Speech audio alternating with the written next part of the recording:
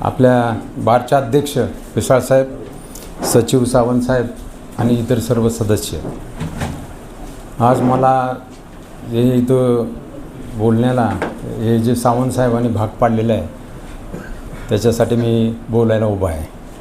आता तसा कायद्याचा विषय म्हणल्यावर वृक्ष विषय असतो, त्याच्यामध्ये काही कोणाचं मनोरंजन हा भाग नसतो. असू द्या, तरी त्यांनी मला बोलायला लावण्याचं धाडस केलेलं आहे संयोजकांनी, त्याच्याबद्दल मी त्यांना धन्यवाद देतो. तर आज मला जो विषय दिलेला आहे तो आहे डाईंग डिक्लरेशन. आता डाईंग डिक्लरेशन इज मिसनॉमर. हे असं कुठेही डाईंग डिक्लरेशन असं कायद्यामध्ये त्याचं वर्णन नाही. तरी देखील एव्हिडन्स ॲक्टच्या सेक्शन 32(1) मध्ये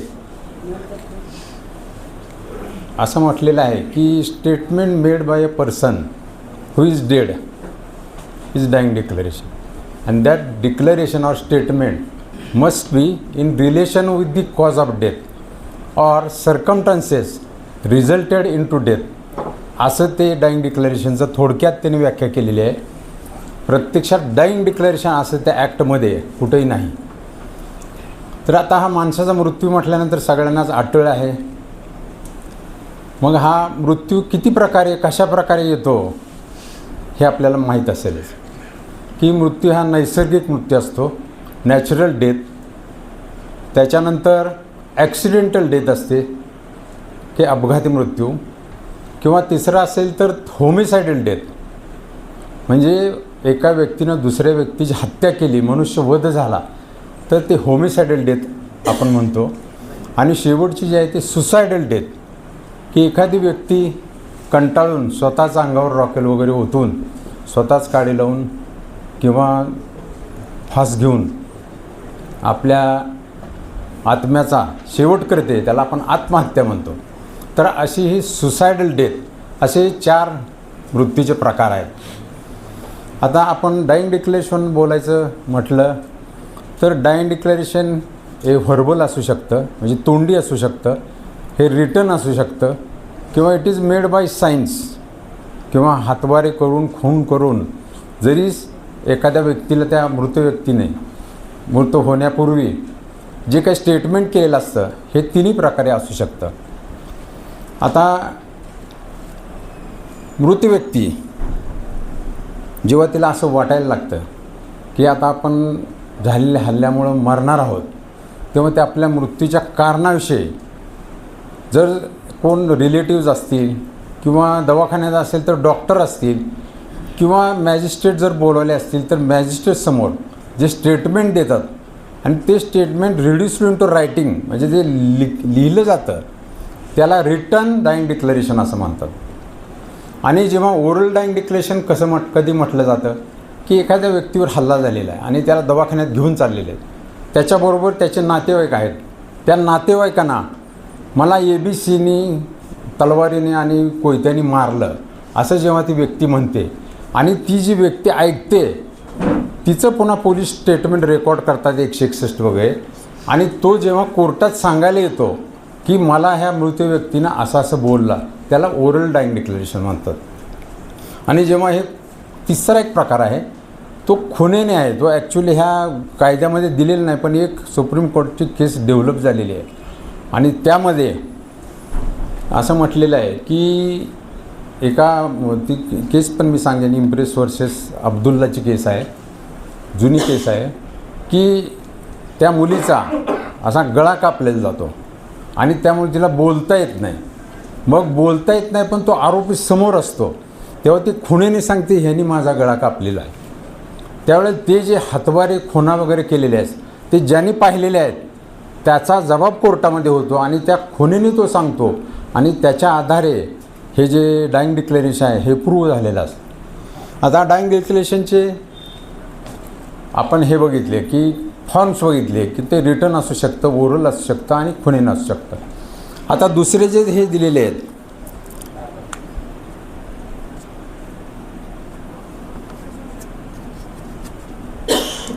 आता त्याचे इसेन्शियल्स काय आहेत, आपण हे मिनिंग बघितलं, अर्थ काय आहे डाईंग डिक्लेरेशनचा, की एखाद्या व्यक्तीचा मृत्यू एखाद्या हल्ल्याने झाला असेल आणि त्या मृत्यूचं कारण किंवा परिस्थितीचं जे स्टेटमेंट केलं जातं त्याला आपण डायिंग डिक्लेरेशन म्हणतो. मग हे डायिंग डिक्लेरेशन जे असतं ते फक्त कॉज ऑफ डेथच्या संबंधानं असेल तरच ते डायिंग डिक्लेरेशन. अदरवाईज ते बाकीचं काय बोलत असेल तर त्याला ते डायिंग डिक्लेरेशन म्हटलं जात नाही. आणि किंवा सर्कमटन्सेस कशा आहेत तर ते बकाल नारायण स्वामीची केस आहे गाजलेली 1939ची आहे की एक सावकार आहे, सावकाराकडं ती व्यक्ती पैसे मागायला जाते आणि जाताना आपल्या बायकोला सांगते की मी त्या सावकाराकडे पैसे आणायला निघालो आहे आणि मी माघारी येतो. पण तो जेव्हा त्या सावकाराकडे जातो तेव्हा तिथंच त्याचा खात्मा होतो आणि तो काही परत येत नाही. पण त्याच्या बायकोला जे त्यांनी स्टेटमेंट सांगितलेलं असतं की ती जी परिस्थिती आहे ती परिस्थिती देखील डायिंग डिक्लेरेशन म्हणून ट्रीट केलेलं आहे. तर त्या केसमध्ये हे असं परिस्थितीविषयी जर काय बोलले असेल मृत्यू होण्यापूर्वी ती व्यक्ती आणि त्याचा परिणाम डेथमध्ये झाला असेल तरी ती पण डायिंग डिक्लेरेशन म्हणून समजली जाते. आता मिनिंग आपण बघितलं. त्याच्यानंतर ह्याला इसेन्शियल काय आहे की डायिंग डिक्लेरेशन म्हणजे ती व्यक्ती मृत झालेली असली पाहिजे. That person must have been died. तो जर जिवंत राहिला असेल तर ते स्टेटमेंट डायिंग डिक्लेरेशन म्हणून ट्रीट होत नाही. ते फार तर पोलिसांनी रेकॉर्ड केलं असेल तर 161 स्टेटमेंट किंवा एव्हिडन्स ॲक्टच्या 145 आणि 157मध्ये ते कोरॉबरेशन म्हणून ते वापरलं जातं. जर तो सर्वाईव्ह झाला ती व्यक्ती तर ह्याच्यामध्ये इसेन्शियल काय आहे की that person must have been died, otherwise that is not dying declaration. त्याच्यानंतर आता हे जे डायिंग डिक्लेरेशन आहे इसेन्शियल काय आहे की आता हे डायिंग डिक्लेरेशन रेकॉर्डिंग आहे. हे रेकॉर्डिंग कसं केलं जावं तर ज्या व्यक्तीचं डायिंग डिक्लेरेशन घ्यायचं आहे ती व्यक्ती फिट स्टेट ऑफ माइंडमध्ये असली पाहिजे. मग हे कसं कळणार तर हे आता एखाद्या व्यक्तीवर हल्ला झाला असेल त्या व्यक्तीला डॉक्टरकडे नेलं असेल पाणी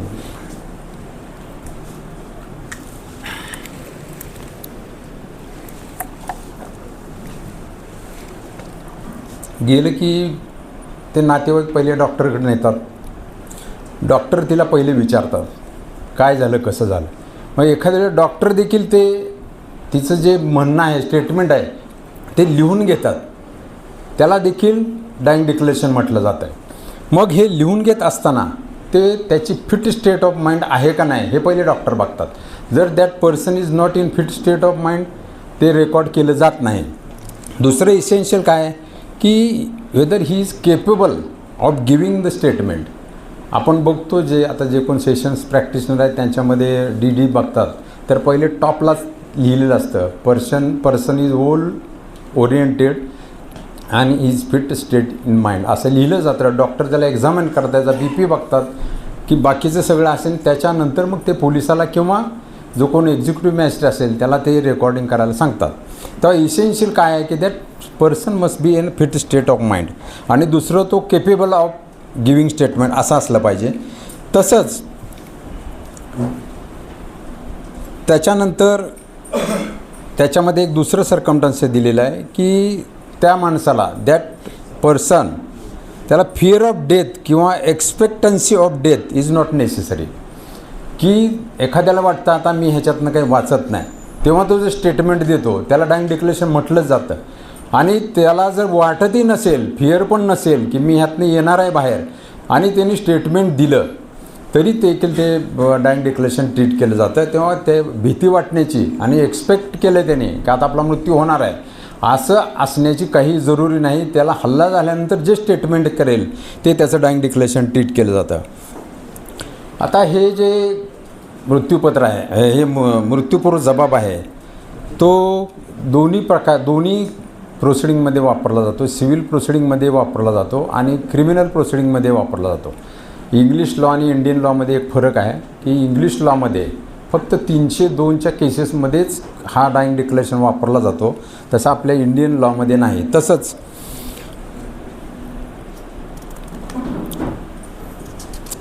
त्याच्यानंतर आता ह्याची ॲडमिसिबिलिटी किंवा प्रिन्सिपल्स काय आहेत ह्याचे दाखल करून घेण्याचे की आता हा जो DD हा प्रकार आहे it is an exception to the hearsay evidence.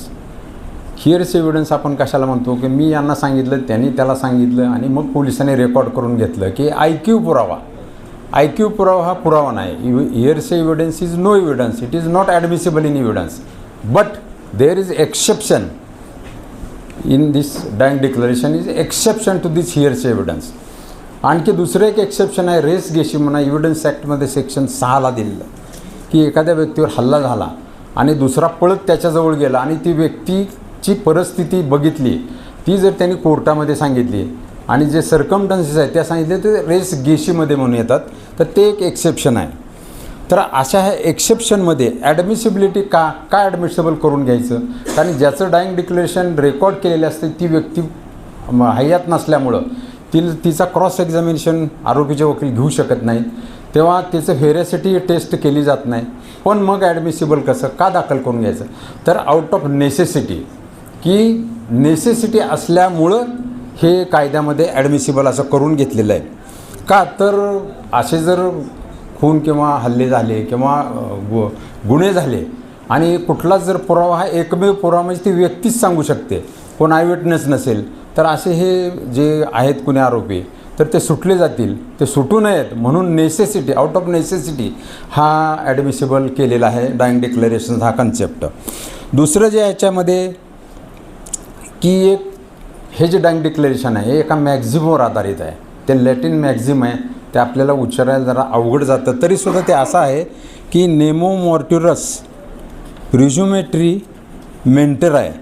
म्हणजे त्याचा अर्थ असा आहे की no one at the time of death is presume to lie and he will not meet his maker with line in his mouth.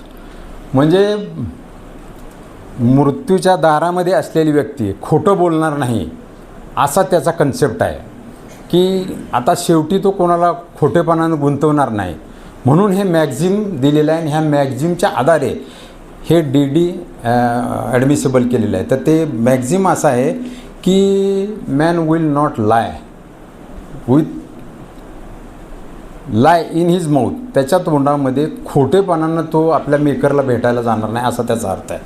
तर हा DD record केलेला हा याच्यामध्ये क्रॉसमध्ये हे व्यक्ती मिळत नसल्यामुळं आणि तो कोणाच्या प्रेझेन्समध्ये कोर्टाच्या प्रेझेन्समध्ये रेकॉर्ड केला नसल्यामुळं हे जे प्रिन्सिपल आहेत हे मॅक्झिम आहे, ह्या मॅक्झिमचा उपयोग करून हे ॲडमिसिबल केलेलं आहे. आता DDला कोरोबरेशनची गरज आहे का, तर एक आपल्याच ह्याची केस आहे की खुशालराव वर्सेस स्टेट ऑफ बॉम्बे 1958, त्यावेळेला महाराष्ट्र नव्हतं, 1958ची केस आहे खुशालराव वर्सेस स्टेट ऑफ बॉम्बे, की त्याच्यामध्ये 5-6 जजेस आहे की त्यांनी एक गाईडलाईन्स दिल्यात की कोरोबरेशनची आवश्यकता कधी असते आणि कोरोबरेशनची आवश्यकता कधी नसते. कोरोबरेशन कुठल्या ह्याला पाहिजे कुठल्या ह्याला नको आहे, तर ते खुशालरावच्या केसबद्दल मी नंतर सांगतो, त्याचे फॅक्ट सांगतो, तर फक्त त्याच्याबद्दल मी एवढंच सांगतो. आता एव्हिडन्शियरी व्हॅल्यू काय आहे ह्या DDची, it is a substantive piece of evidence आहे, ह्या मुख्य पुरावा म्हणून वापरला जातो. And on the sole basis of this DD person can be convicted if that DD is voluntary, true and reliable. असं जर असेल तर त्याच्यावर एका ह्याच्यावर त्याला शिक्षा येऊ शकते. आणि त्या खुशालरावच्या केसमध्ये त्या फक्त DDवर त्याला डेथ पनिशमेंट झालेली आहे, त्याच्याबद्दल मी फॅक्ट्स नंतर सांगतो. तर हा सबस्टँटिव्ह एव्हिडन्स आहे आणि त्याचा सेटल्ड लॉ असा आहे की DD can be sole basis of conviction and it doesn't require corroboration. मी मगाशी सांगितलं ते जर खरं असेल, रिलायबल असेल आणि हे असेल तर त्याच्यावर कन्व्हिक्शन देऊ शकतं.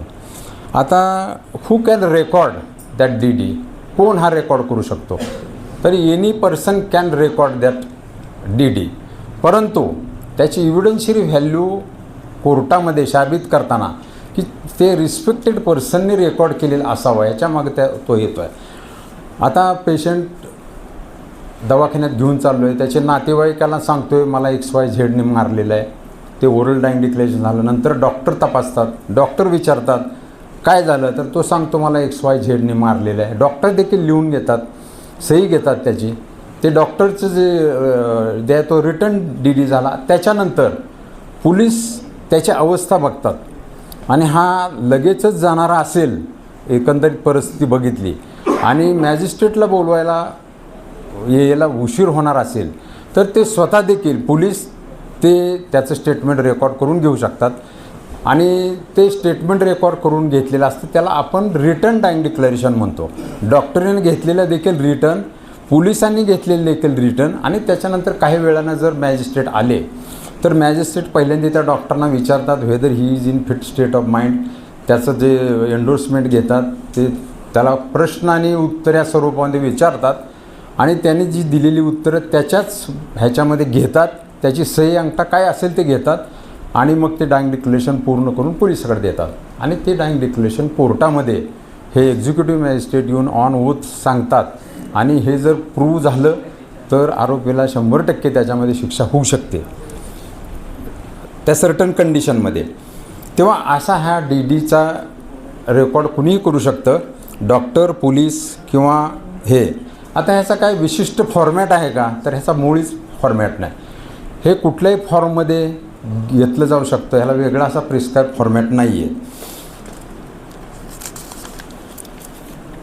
आता मगाशी मी सांगितलं की डिफरन्स बिटवीन इंडियन लॉ आणि इंग्लिश लॉ, की ती expectation of death is not necessary in Indian law, पण इंग्लिश लॉमध्ये नेसेसिटी असावी लागते आणि सिव्हिल क्रिमिनलमध्ये आपल्याकडे वापरलं जातं, त्यांच्याकडे फक्त 302मध्ये वापरलं जातं. आता मी हे ज्या केस लॉज आहेत, ढिगाणी केस लॉ आहेत की काही केस लॉमध्ये कॉरॉबरेशनची आवश्यकता नाही, कायमध्ये आवश्यकता आहे असंही म्हटलेलं आहे. तेव्हा केस लॉबद्दल जास्त नाही, मी एकच फक्त खुशालरावची केसच्या फॅक्ट्स सांगतो आणि शेवटी त्याचा काय निर्णय झाला, त्याच्यामध्ये काय रूल हे प्रिन्सिपल्स लेट डाऊन केलेत सुप्रीम कोर्टाने ते सांगतो. की हे खुशालराव म्हणजे नागपूरच्या एका गल्लीमध्ये 2 गँगमध्ये हे वार झालेला आहे. एक खुशालराव, त्याचा जोडीदार तुकाराम कोळी, तिसरा संपत आणि महादेव, ह्या चौघांनी समोरच्या गल्लीतल्या ह्या बाबूलाल नावाच्या, बाबूलाल हा त्याच्या गँगचा तो एक मेंबर आहे, ह्या बाबूलालचा रात्री 9 वाजता गल्लीमध्ये तलवार कोयत्याने वार करून त्याचा पुढं खून केलेला आहे. पण दरम्यानच्या काळात सगळे त्याचे नातेवाईकांनी त्याला घेऊन डॉक्टरकडे घेऊन गेलेले आहेत. रस्त्यामध्ये जाताना त्यांनी त्याच्या नातेवाईकाला, त्याच्या मित्रांना हे सांगितलेलं आहे की मला खुशालराव, तुकाराम दोघांनीच मारले असं सांगतो तो.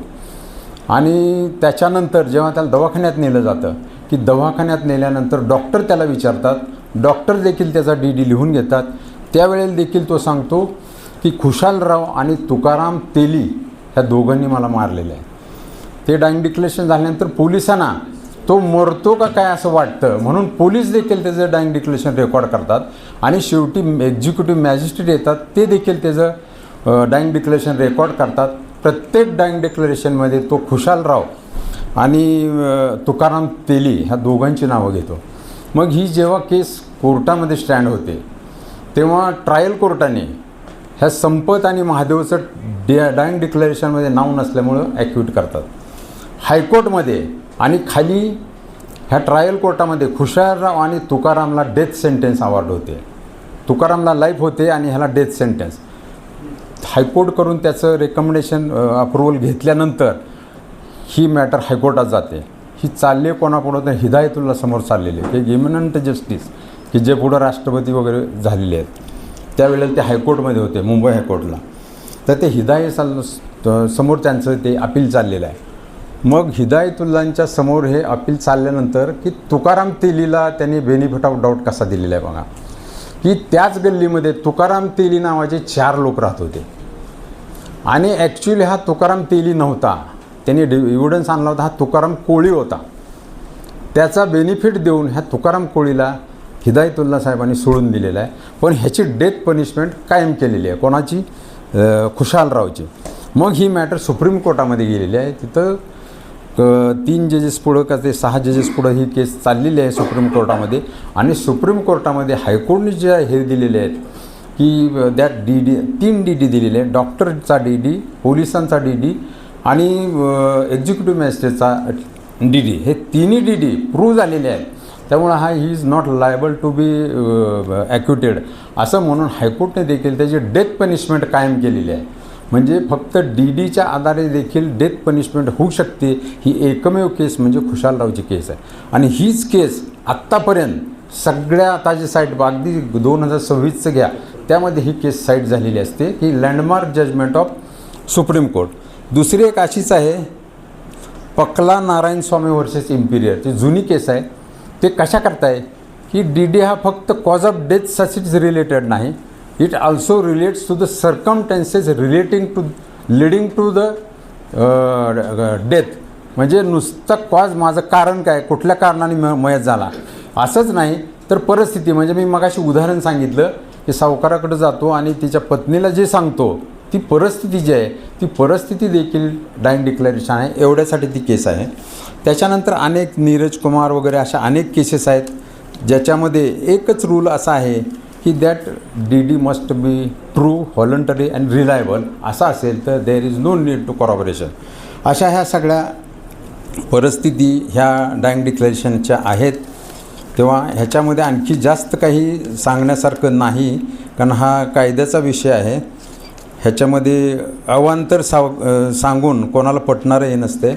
आणि हे जे आता एक दुसरी आहे मल्टिपल डायिंग डिक्लेरेशन जर असतील, एक पानीबेन वर्सेस स्टेट ऑफ गुजरातची केस आहे की एकदा एखादी व्यक्ती स्त्री आहे समजा की सांगते की मला स्टोवचा भडका झाला आणि मी भाजलेली आहे.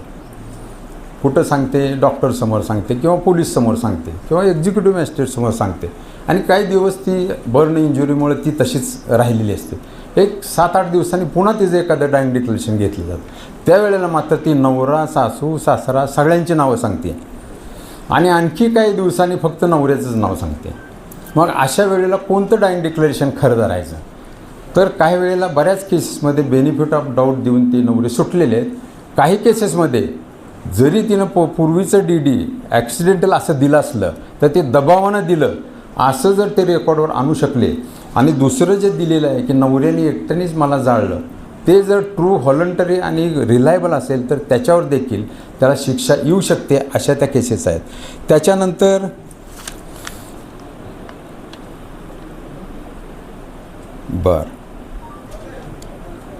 आता हे नीरज कुमारची केस आहे 2025ची की त्याच्यामध्ये death doesn't need to be imminent at the time of recording statement.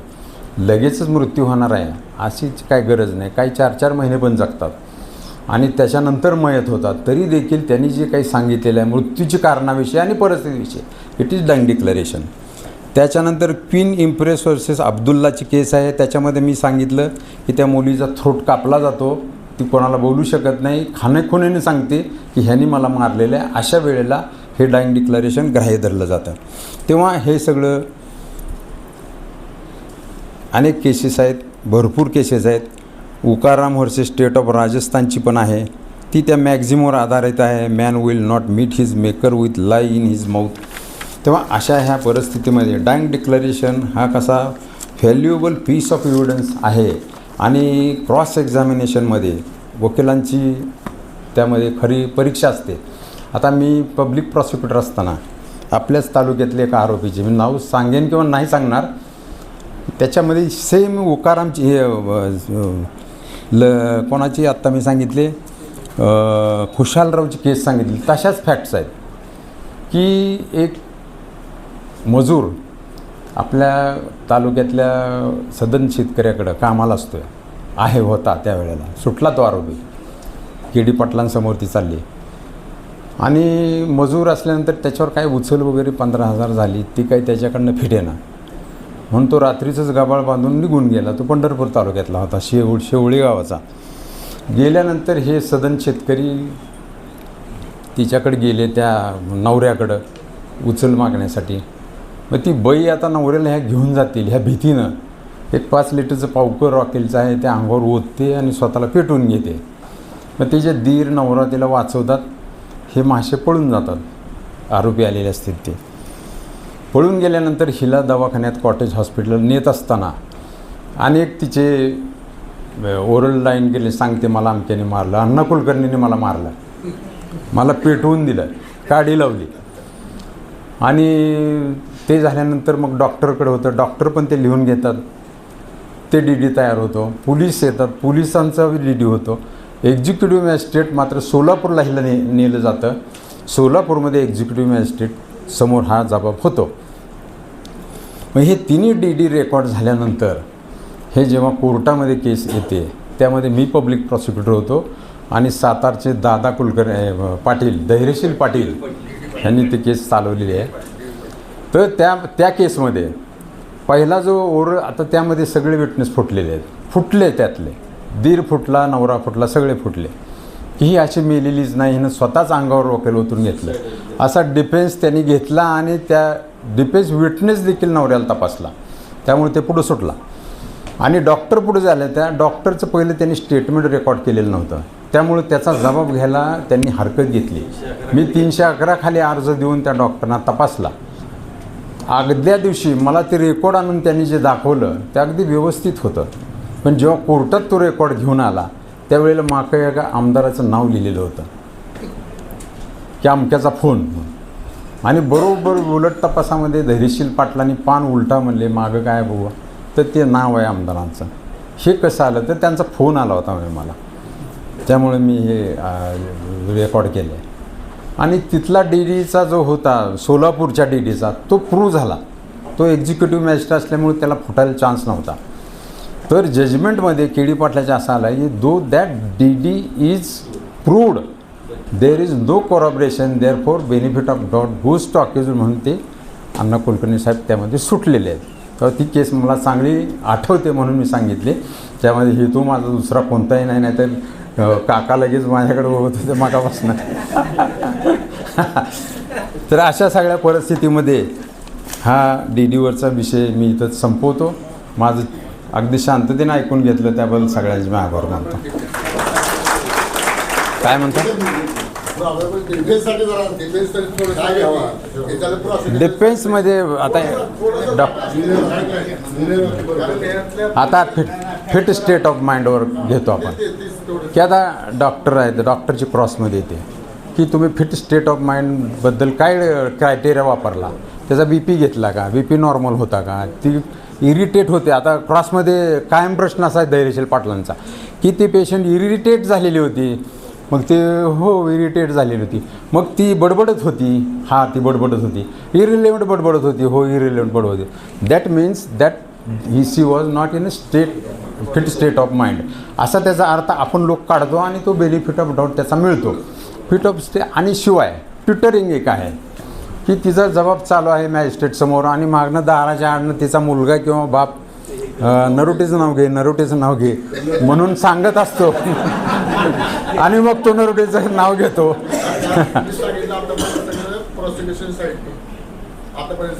नाही डिफेन्स साईड सांगतोय मी. Tutoring that DD must not be tutored. लोकांनी त्यांनी सांगितलेलं नसला पाहिजे, म्हणजे इट मस्ट बी, नाही तर तो डिस्कार्ड होईल. असे एक 2-3 आहेत. आता तो क्रॉस ही एक कला आहे आणि ते बाई 4-8 दिवस जगते, त्याला मेडिसिन चालू असतं, ते देखील असतं. त्यात ते सिडिशन दिलं जातं, त्यामध्ये ते गुंगीत असते. मग गुंगीत असताना माणूस फिट स्टेट ऑफ माइंडमध्ये नसतो, तो बरळत असतो. मग कोणी एखाद्याचं पहिल्यांदा एकाचं नाव सांगेल, दुसऱ्यांदा दुसऱ्याचं नाव सांगेल, अशा वेळेला देखील फायदा होतो. आणि मल्टिपल डायिंग डिक्लेरेशन आल्यानंतर कुठलं डायिंग डिक्लेरेशन खरं धरायचं याच्यावरच आपण बेनिफिट ऑफ डाऊट मिळवायचा. व्हॉलंटरी आहे का नाही ह्याच्याबद्दल तिला आता व्हॉलंटियर आहे ह्याला ते कठीण प्रश्न आहे. हे व्हॉलंटियर आहे का, तर डॉक्टरांनी म्हटलेलं असतं की सेल्फ ओरिएंटेड, तू स्वतःहून सांगितले व्हॉलंटियर आहे. व्हॉलंटियर म्हणजेच मी सांगितलं ना, आजूबाजूनी कुणी तिला इन्स्टिगेट केलेलं नसावं, त्याला मदत केलेली नसावी. व्हॉलंटियर स्वतःहून त्याला काही प्रश्न विचारायची गरज नाही. जरी डॉक्टरांनी असं जरी केलं काय झालं तर ती स्वतःहून जेव्हा सांगायला चालू करते इट इज व्हॉलंटियर आहे. आणि एखादा म्हणतो करायचे ना व्हॉलंटियर, काय निदान सजेशन तरी द्या. इट वॉज नॉट,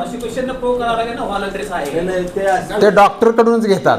तुम्ही तपासलं तिचं फिट स्टेट ऑफ माइंड होतं, ती फुल कॉन्शियस होती, म्हणजे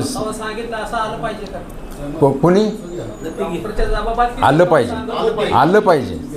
जबाब द्यायला तयार आहे का मी जबाब माझा घ्या मी देते असं यायला पाहिजे का? नाही, काय नॉट नेसेसरी. त्याला स्पेसिफिक प्रिस्क्राईब फॉर्म सुद्धा नुसतं नाव जरी सांगितलं हिस्ट्री सांगितली तर तिथं म्हटलं पाहिजे का Sufficient. मी जबाब द्यायचा आहे मला. नाही.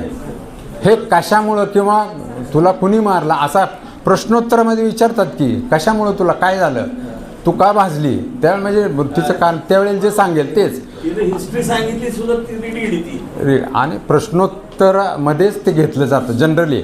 आता आपण बघा ना, एक्झिक्युटिव्ह मॅजिस्ट्रेट प्रश्न विचारतात, नाव काय तुझं, तुला काय झालं, तुझं नवऱ्याचं नाव काय, अमक्याचं नाव नाही, तुला कुणी काय केलं, तुला कुणी लिडिंग काय विचारत नाहीत, तुला कुणी काय केलं तर ते लगेच सांगायचे ते नवऱ्याने रॉकेल होतलं आणि काडी लावली. मग ते इट इज डायंग डिक्लेरेशन असं होतं.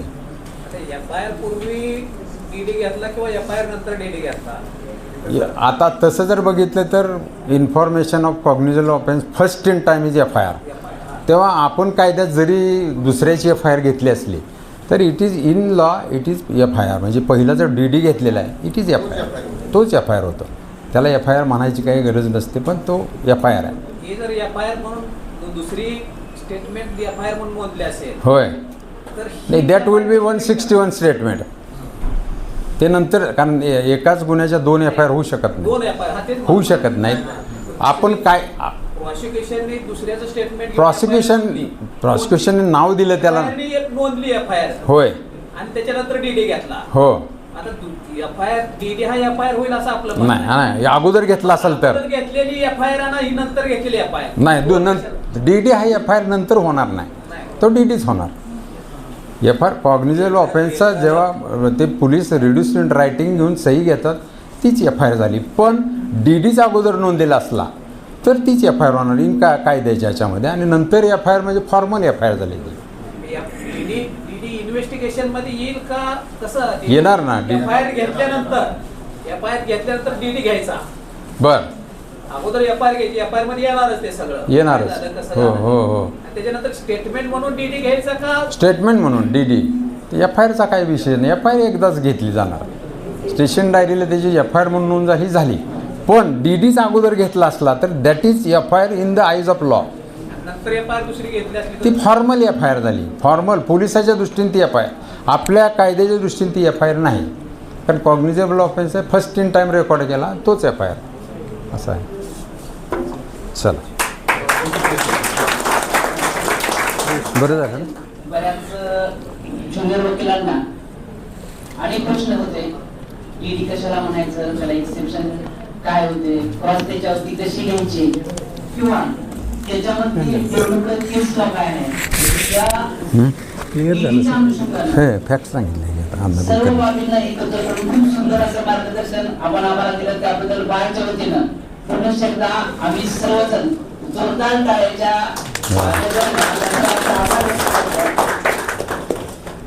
या ठिकाणी चहापानाचा कार्यक्रम आयोजित केलेला आहे. तोपर्यंत